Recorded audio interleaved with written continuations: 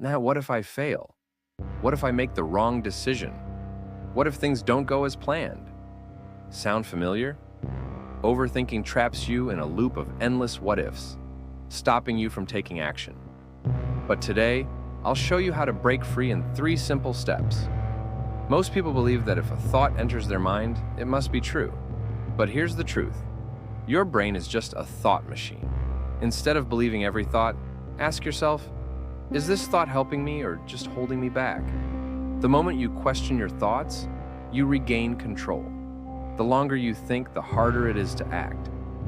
Overthinkers hesitate, and hesitation kills progress.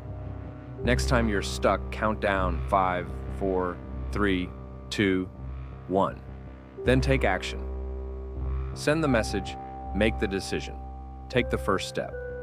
Momentum kills overthinking. Many people overthink because they're waiting for the perfect time or the perfect plan. But here's a fact: perfection doesn't exist. Instead of aiming for perfection, aim for progress. Instead of analyzing everything, just start. Action beats overthinking every single time. Overthinking won't change your life, action will. Now, it's your turn. Drop a comment. What's one thing you've been overthinking? Then take action right now. No more waiting, just do it.